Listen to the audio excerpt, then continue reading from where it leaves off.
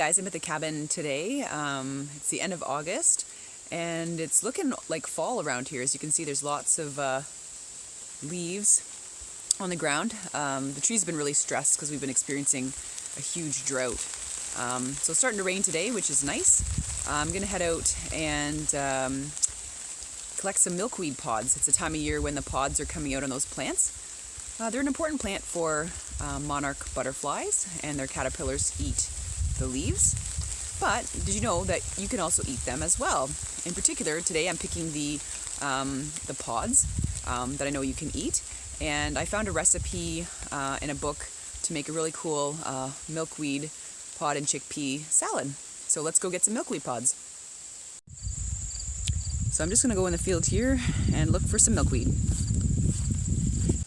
So here's some milkweed with the pods. So you can see them right here. So we're going to go and collect. I'll need about 2 cups of these for the recipe. Well, it's really started raining now, but fortunately it looks like I'm done with my milkweed harvest. Didn't take very long. So I only needed a couple of cups, so looks like I've got what I need. You can see the latex sort of leaking out of them right now. Now, in order for us to eat them, we're going to have to process them by boiling and then shocking in ice water. And then we'll be taking out the seeds and the silk to eat basically the outer husk once they're cooked. All right, let's go back home and see how I do this in the kitchen. So I got this recipe when I was sort of browsing around at Chapters, and I just wanted to try it out. I'll put a link down below so that you can see the ingredients to this recipe. Milkweed is edible. However, it does have a toxin in it, and this toxin actually, when the caterpillars ingest the milkweed leaves, and the caterpillar turns into the butterfly, this makes the butterfly actually toxic to birds, and some birds can even die from ingesting them. So it's a really good defense mechanism. Some animals can also die from eating the milkweed, as well as grazing animals like cattle. We can be susceptible to the toxin as well. So what we need to do then is properly prepare the milkweed pods by boiling for 5 minutes, which should deactivate the toxin. You always want to use the younger milkweed pods. You don't want the brown ones or the really large ones. And then we'll shock them in cool water and rinse them after to make them edible. All right, let's get started. What I've done is I've taken the smaller milkweed pods here. The best ones are between 3/4 of an inch and 1.5 inches. I decided not to use the larger milkweed pods of the ones I picked because I've heard those are a lot tougher and won't be as good for this recipe. So I weeded them through, got the little guys out here. What I've done is I've washed them in water there and scrubbed them.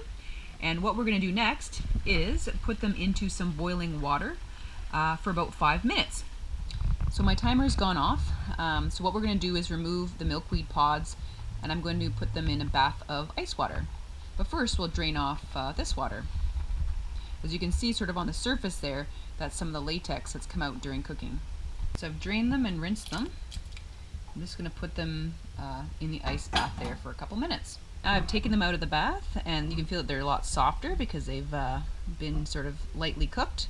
What we'll do is we're going to cut them along their seam, or just sort of cut them open, and they've got seeds and silk inside that we're going to remove for this recipe. So what I'm going to do is just sort of cut them here and open them up, and you can see inside there's some seeds and some silk. So we're going to take this part out for this recipe. So you can see it's sort of very stringy in here. Some people will use this as a cheese substitute on pizza because it kind of gets really melty when you put it in the oven. So we'll just clean a few like this. Oh, and I also should mention we should just cut off the ends here as well. Just cut off the ends. Alright, so what you're left with is kind of the outer shell for the salad. Alright, so we're basically done. So what I'm going to do is just squeeze these out in the sink so get a little bit of water in them. And put them in my cup. You can get 1 or 2 cups of these in this recipe. Make sure to kind of squeeze them out. And really important, guys, to use the very young, immature pods. The bigger pods are completely unpalatable. They're really chewy and it's just like super fibrous. So getting these little guys is good, between 3/4 and 1.5 inches.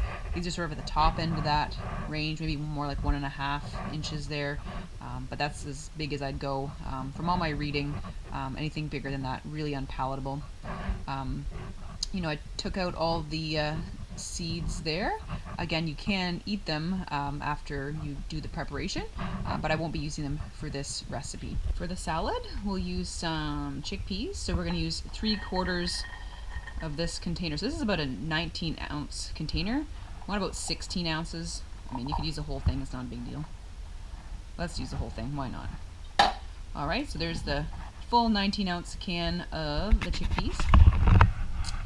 We're going to add about 1/2 cup of, the recipe calls for red onion. I have some Vidalia onions around, so we're going to use that.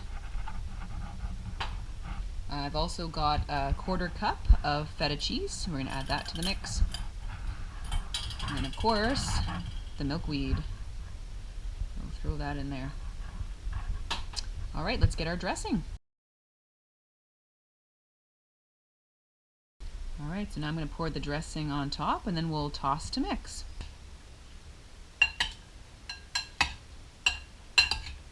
That looks great.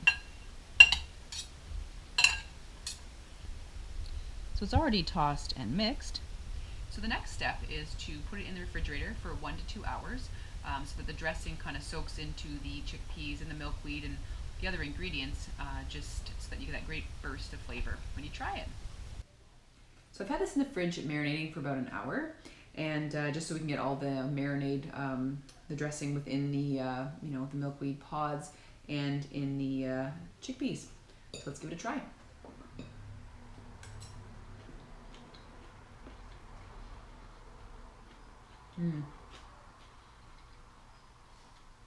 It's really good. It's very mild. Shouldn't really have a strong flavor, and it should not be bitter. This is quite good. I really like the all the flavors mixed really well together.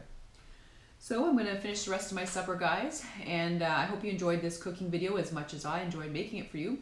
Again, if you're not already a subscriber and you'd like to do so, don't forget to hit the subscribe button, and don't forget to hit the thumbs up and share this video if you'd like to see more videos like this. Okay, everyone, have a great week. Take care.